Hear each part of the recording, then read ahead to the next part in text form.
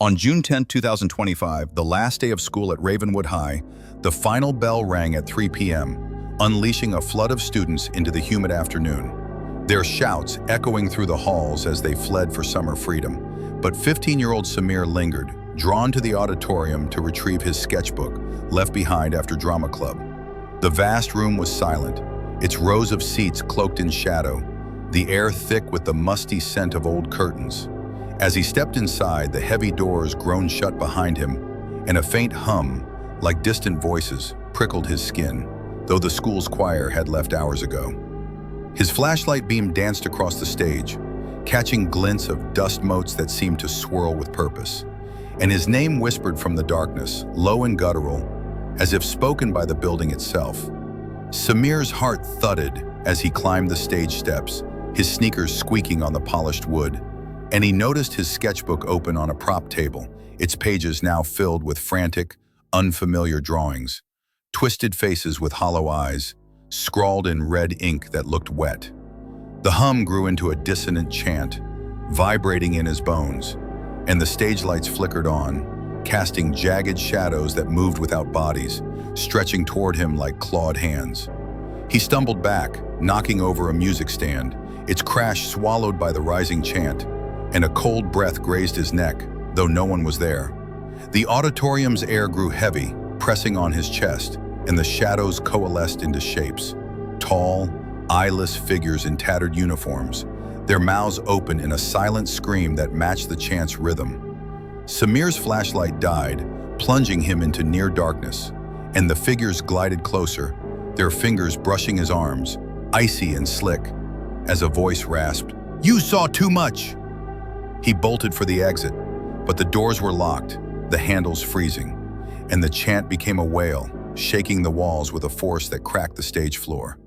A memory surfaced, whispers of a 1980s tragedy, a drama club trapped in a fire, their screams unheard, the auditorium sealed but never cleansed.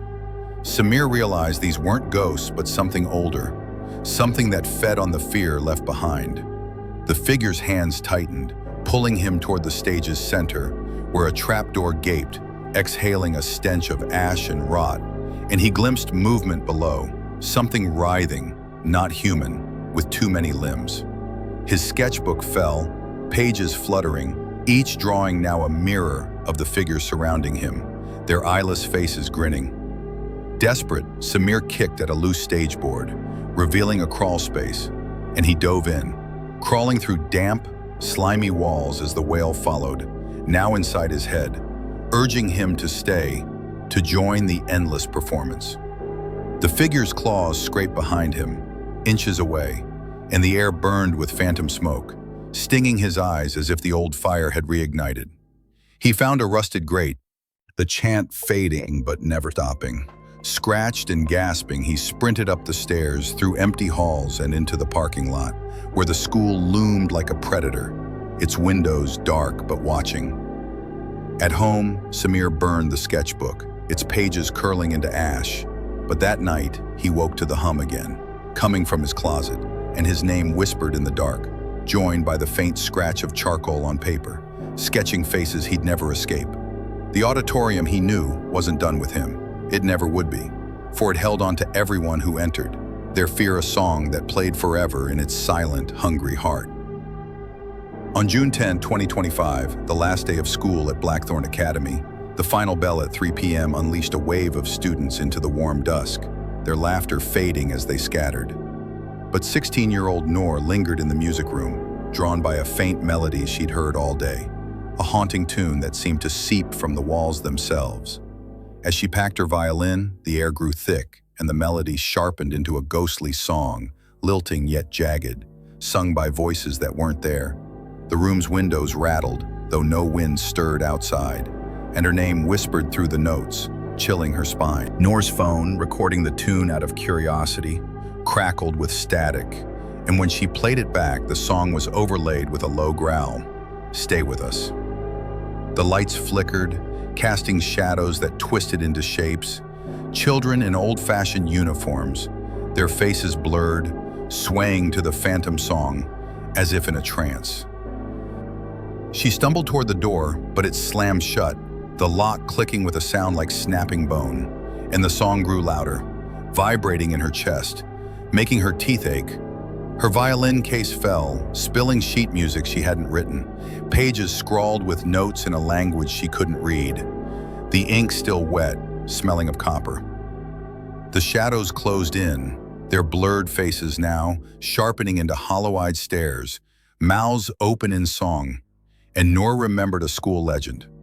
A choir from the 1960s, vanished during a rehearsal, their music rooms sealed after unexplained screams were heard. The song turned shrill, a wail that shook the walls, and the floorboards creaked as if something heavy moved beneath them. Noor's phone died, plunging her into darkness, lit only by the faint glow of emergency lights, and the shadow's hands reached for her, cold as frost, their touch burning her skin. She kicked at the door, but it held fast, and the song became a chorus of screams, each note pulling at her mind, urging her to join, to sing forever.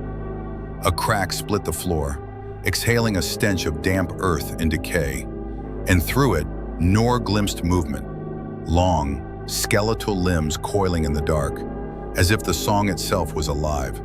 Hungry, she grabbed a music stand, swinging it at the shadows, but it passed through them, clattering uselessly, and the voices laughed, a sound like breaking glass.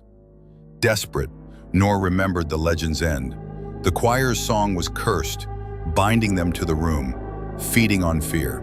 She closed her eyes, forcing herself to hum a different tune, her mother's lullaby, softly at first, then louder, drowning out the phantom song. The shadows hissed, recoiling, and the room's air lightened. The door clicked open and she bolted into the empty hall, the song fading but echoing in her ears as she ran through the school, its corridors too quiet, the air heavy with watching eyes. Outside, the parking lot was deserted, the school looming like a tomb, and Noor sprinted home, her violin case clutched tight. That night, she burned the strange sheet music, its ashes curling into the air.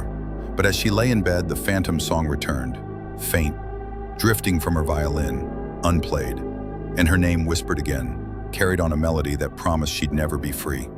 The music room's curse now woven into her dreams, waiting to pull her back. On June 10, 2025, as the final bell rang at 3 p.m., signaling the end of the school year at Hollow Ridge High, students flooded out into the warm dusk, their cheers echoing through the emptying halls. But 17-year-old Kiran lingered in the auditorium, drawn to retrieve a forgotten script from the drama club's final rehearsal.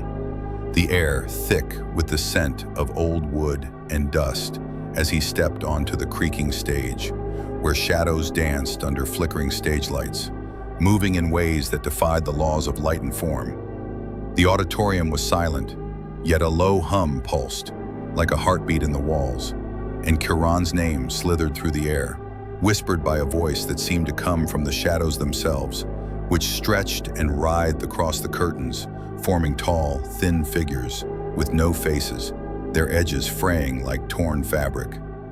His flashlight beam trembled as he spotted his script on a prop table, its pages now marred with smudged, inky handprints that weren't there before. And as he reached for it, the shadows lunged, their cold, claw-like fingers brushing his wrist, sending a jolt of ice through his veins. The stage lights flared, then dimmed, casting the shadows into sharper relief, humanoid shapes with hollow sockets where eyes should be, their mouths open in silent screams that matched the rising hum, now a discordant wail that shook the floorboards. Kiran stumbled back, knocking over a prop chair, its clatter swallowed by the wail, and the auditorium doors slammed shut with a force that rattled the walls, trapping him inside as the air grew heavy, pressing on his chest like a physical weight. He remembered a whispered school legend, a 1970s drama club, lost in a stage collapse during a performance, their bodies never found, the auditorium rebuilt but cursed to hold their restless shades. The shadows closed in, their forms flickering between students in outdated costumes and something less human, their limbs too long, bending unnaturally, and a rasping voice hissed, "You belong here." Kiran's phone, recording the chaos, caught only static and a faint, garbled plea. "Help us!" as the shadow's hands grabbed his ankles, pulling him toward the stage's center, where a trapdoor yawned open, exhaling a stench of rot and damp earth. Below, in the dark, something moved. Something with too many arms, coiling and slithering, as if the shadows were its puppets, feeding on fear to grow stronger. Kieran kicked free, his sneakers scraping the stage, and swung his flashlight, its beam passing through the shadows, but briefly scattering them, their wails turning to shrieks of rage. He dove for the trapdoor, not to escape but to find its source, landing in a cramped crawl space where the walls pulsed with the hum, slick with something that smelled of blood. The shadows followed, their forms oozing through the cracks above, and Kieran crawled blindly, his hands scraping against jagged wood as the wail became a command. Stay. He recalled the legend's warning. The shadows thrived on panic, so he forced himself to breathe, picturing his sister's smile, the summer ahead, anything to quell the fear. The hum weakened, the shadows hesitated, their forms flickering. He found a rusted vent, kicked it open, and tumbled into the school's basement, the wail fading but never stopping as he sprinted up the stairs, through silent halls, and into the empty parking lot, the school looming behind him like a predator, its windows dark but alive. At home, Kieran burned the script, its inky handprints curling into ash, but that night he woke to shadows on his bedroom walls, swaying to a faint hum, and his name whispered from the dark, the stage's curse clinging to him, its shadows waiting for the moment his fear would call them back to claim him forever. On June 10, 2025, at 5:56 p.m., as the last day of school at Greystone Academy wound down, the halls emptied of students reveling in summer's promise. But 15-year-old Lila stayed behind in the choir room, searching for her misplaced songbook amid the fading echoes of the final bell, only to find the air growing heavy with a sour chill as the lights flickered and a faint, mournful hymn rose, sung by voices that seemed to claw their way from the walls, their notes twisting into her name with a hunger that made her skin prickle. Her songbook lay open on a music stand, its pages now defaced with charcoal sketches of faces gaunt, eyeless, with gaping mouths frozen in mid-song, drawn in strokes so violent they tore the paper. And as Lila reached for it, the hymn surged into a wail, and shadows pooled on the walls, coalescing into figures in tattered choir robes, their faces matching the sketches, hollow sockets staring as their mouths moved in unison, singing a melody that burned her ears.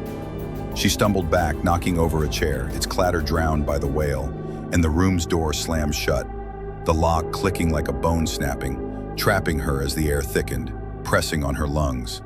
The figures glided closer, their robes trailing like smoke, and Lila's flashlight app flickered, revealing their hands, skeletal, with fingers too long, reaching for her with a touch that seared like frostbite, whispering, "Sing with us." Her mind flashed to a school rumor, a 1950s choir, lost in a gas leak explosion during practice, their faces burned beyond recognition, the room rebuilt but never exorcised of their agony. The wail grew deafening, shaking the floor, and cracks split the tiles, exhaling a stench of charred cloth and decay, while the figures' faces shifted, their hollow eyes weeping black ichor that pooled at Lila's feet. Her phone died, plunging her into darkness broken only by the figure's faint glow, and she clutched the songbook, noticing it was damp, reeking of ash, its sketches now writhing as if alive. The figure's hands grazed her arms, pulling her toward a corner where the wall buckled, revealing a hidden alcove with a charred music stand and a pile of old hymnals, their covers stamped with names that matched the faces, names of the lost choir, now bound to this room. Lila screamed, but the sound was swallowed by the hymn which burrowed into her mind, urging her to join, to become one of their faces, and she felt her voice falter, tempted to sing. The figures tightened their grip, their icy fingers digging into her skin, and the alcove's shadows stirred, hinting at something larger, something that wasn't human, its form a tangle of limbs that pulsed with the hymn's rhythm, feeding on the choir's endless song. Lila remembered the rumor's end. The choir's curse thrived on surrender, so she forced herself to hum a different tune, a pop song from the radio, its cheerful notes clashing with the hymn, making the figures shriek and recoil, their forms flickering like bad reception. She kicked at the door, its lock giving way under her desperation, and stumbled into the empty hall. the wail fading but clinging to her ears as she ran through the silent school, its corridors too still, the air heavy with unseen eyes. Outside, the parking lot was deserted, the academy looming like a mausoleum, and Lila sprinted home, her songbook clutched tight, its pages still warm. That night, she tore the sketches out, burning them in the sink. But as the ashes swirled, the hymn returned, faint, drifting from her bedroom mirror, where her reflection's eyes flickered hollow for a moment, and her name echoed in the dark, carried by the choir's faces, their song promising to claim her voice, her face, her soul, if she ever dared return to the room where they sang forever. On June 10, 2025 at 5:58 p.m. PKT, as the last day of school at Duskmere High drew to a close, the final bell's echo faded into the humid Karachi twilight, students spilling out into the streets, their laughter swallowed by the evening call to prayer. But 16-year-old Aisha lingered in the school's lecture hall, searching for her lost notebook under the dim glow of a single overhead light, the air heavy with dust and a faint metallic tang that made her stomach churn, when a low rhythmic tapping began, like fingers drumming on glass, coming from the hall's only exit, a heavy wooden door that slammed shut with a sound like a gunshot, locking her inside. Her notebook lay open on a desk, its pages now filled with cryptic symbols inked in red, pulsing faintly as if alive. And the tapping grew louder, joined by a whisper of her name, slithering from the shadows that seemed to writhe across the walls, forming vague humanoid shapes with no faces, their edges blurring into the darkening room. Aisha's phone flashlight flickered, revealing scratches on the door, deep claw-like marks that weren't there before, and the handle, cold as ice, refused to budge, its lock jammed as if welded shut, while the tapping became a pounding, shaking the walls with a force that cracked the plaster. She recalled a hushed school tale, a 1980s lecture gone wrong, a teacher and students trapped in this hall during a power outage, their screams unheard, the room sealed but never cleansed of their terror. The shadows solidified, their forms now resembling students in outdated uniforms, their hands outstretched, fingers elongated and twitching, reaching for her with a touch that burned like dry ice, hissing, "You can't leave." Her phone died, plunging her into near darkness, the only light from the symbols in her notebook glowing red, and the pounding turned into a guttural chant, vibrating in her chest, urging her to stay, to join the trapped. The air grew thick with the stench of ozone and decay, and the floor trembled, a crack splitting the tiles, revealing a glimpse of something below. A writhing mass of limbs, too many to count, its movements synced with the chant, as if it fed on the fear trapped in this room. Aisha pounded on the door, her fists bruising, but the shadow's hands grabbed her shoulders, their grip paralyzing, and she felt her resolve waver, the chant seeping into her mind, tempting her to surrender. She swung her backpack, knocking over a projector, its crash briefly silencing the chant, and the shadows flinched, their forms flickering like static. Aisha remembered the legend's warning. The trapped fed on despair, so she forced herself to hum a childhood rhyme, her voice shaky but defiant, picturing her brother's laugh, the mango trees outside her home, anything to push back the fear. The chant weakened, the shadow's grip loosened, their forms dissolving into wisps. She kicked at the door's hinges, rusted from years of neglect, and one gave way, letting her pride open just enough to slip into the hallway, where the air was still, too still, the school's corridors stretching endlessly in the twilight. She ran, the chant fading but echoing in her ears, past classrooms that felt alive, their windows reflecting eyeless faces for a split second. Outside, the school loomed in the dusk, its silhouette predatory, and Aisha sprinted home, her notebook clutched tight, its symbols still warm to the touch.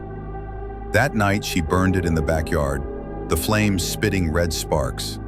But as she lay in bed, the tapping returned, faint from her bedroom window, and her name whispered through the glass, carried by the shadows that followed her from the locked exit, their chant promising to pull her back to the hall where no one ever truly left.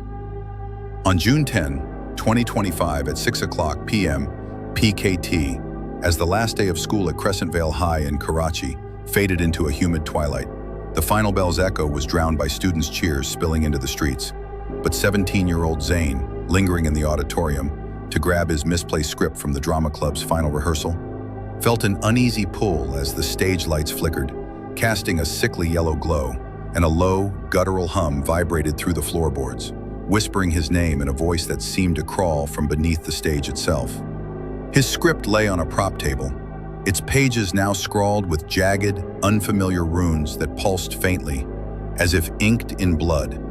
And as he reached for it, a loose floorboard creaked underfoot, popping open to reveal a hidden compartment stuffed with yellowed photos of a 1960s drama troupe, their faces scratched out, and a brittle note that read, "The stage keeps what it takes." The hum surged into a wail, shaking the auditorium, and shadows slithered across the curtains, forming tall, emaciated figures with no eyes, their mouths gaping in a silent scream, their skeletal hands reaching for Zane, their touch like needles of ice that burned his skin.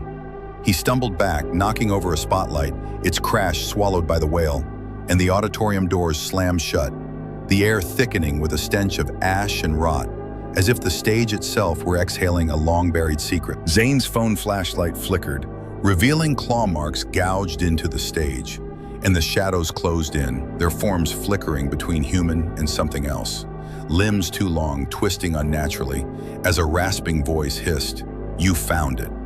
A school legend flooded his mind, a 1960s performance gone wrong, a stage collapse that swallowed the troupe, their bodies never recovered, the auditorium rebuilt over a void that held their rage.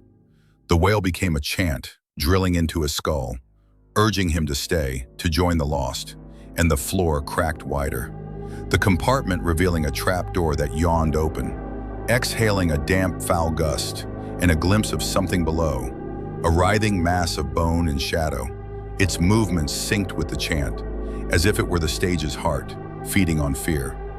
Zane's script fell, its runes glowing red, and the figure's hands grabbed his ankles, pulling him toward the trapdoor, their touch paralyzing, their eyeless faces grinning as the chant promised eternal captivity.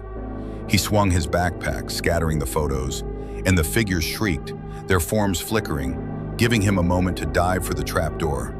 Not to escape, but to confront the secret, landing in a crawl space where the walls pulsed with the hum, slick with something that smelled of decay. The shadows followed, oozing through the cracks, and Zane crawled blindly, his hands scraping jagged wood, the chant now inside his head, tempting him to surrender. He recalled the legend's warning. The stage's secret thrived on panic, so he forced himself to whisper his favorite qawwali, its rhythm clashing with the chant, picturing his father's smile, the sea breeze at Clifton Beach, anything to stifle the fear. The shadows hesitated, their grip weakening, their forms dissolving into wisps. He found a rusted grate, kicked it open, and tumbled into the school's basement, the chant fading but lingering as he sprinted up the stairs, through silent corridors where the air felt alive, windows reflecting eyeless faces for a fleeting moment. Outside, the school loomed in the twilight, its silhouette predatory, and Zine ran home, his script clutched tight, its runes still warm. That night, he burned the photos and note, their ashes swirling in the air. But as he lay in bed, the hum returned, faint from his closet, and his name whispered from the dark, carried by the stage's secret, its shadows waiting for the moment his fear would summon them back to trap him beneath the boards forever. On June 10, 2025, at 6:02 p.m. PKT, as the last day of school at ShadowWhispers High in Karachi melted into a sticky twilight, the final bell's echo was lost in the clamor of students fleeing for summer. But 16-year-old Haina stayed behind in the school's basement storage room, hunting for her lost art portfolio, the air thick with mildew, and the faint hum of a voice calling her name, rising from the concrete floor like a pulse, as the single bulb overhead flickered, casting jagged shadows that seemed to watch her every move. Her portfolio lay on a dusty crate, its sketches now marred with inky fingerprints, and strange spiraling sigils that glowed faintly. And as she touched it, the hum became a chilling chant, and the shadows coalesced into figures, students in tattered uniforms, their faces pale and eyeless, mouths open in a silent hymn, their skeletal hands reaching for her with a touch that seared like frost, whispering, "Stay forever." Hina's phone flashlight died, plunging her into darkness, and the storage room's metal door slammed shut, its lock clicking with a sound like snapping teeth, trapping her as the chant grew louder, vibrating in her bones, urging her to surrender to the eternity promised by the shadows. She recalled a grim school rumor. A 1970s art club vanished in this basement during a storm, their screams buried under the school's foundation, the room sealed but alive with their despair. The figures closed in, their hands clawing at her arms, and the floor cracked, exhaling a stench of damp earth and decay, revealing a glimpse of something below, a writhing, amorphous mass of limbs and eyes, pulsing with the chant as if it were the source of the shadow's hunger. Hina's portfolio fell, its sigils flaring red, and the figures pulled her toward the crack, their eyeless faces grinning, the chant now a scream that clawed at her mind, tempting her to join their endless captivity. She swung her backpack, scattering old paint cans, their clatter briefly disrupting the chant, and the figures flinched, their forms flickering like smoke. Desperate, Hina remembered the rumor's warning. The shadows fed on fear. So she forced herself to sing a nursery rhyme her grandmother taught her, her voice trembling but steady, picturing mango orchards, her cousin's laughter, anything to drown the terror. The chant faltered, the figure's grip loosened, their forms dissolving into wisps. She scrambled to the door, pounding its rusted hinges until one gave way, letting her squeeze into the basement hallway, where the air was heavy, the walls seeming to breathe, and the chant followed, faint but relentless, as she sprinted up the stairs, through corridors where shadows flickered in the corners of her vision, their eyeless faces peering from classroom windows.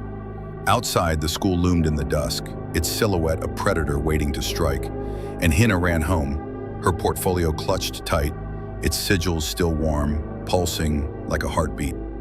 That night, she burned the sketches in her backyard, the flames spitting black smoke. But as she lay in bed, the chant returned, soft, seeping from her bedroom floor, and her name whispered in the dark, carried by the shadows that trailed her from the basement, their promise of eternity a curse that would haunt her every step, waiting for a moment of weakness to drag her back to the room where escape was a lie and eternity was the only truth.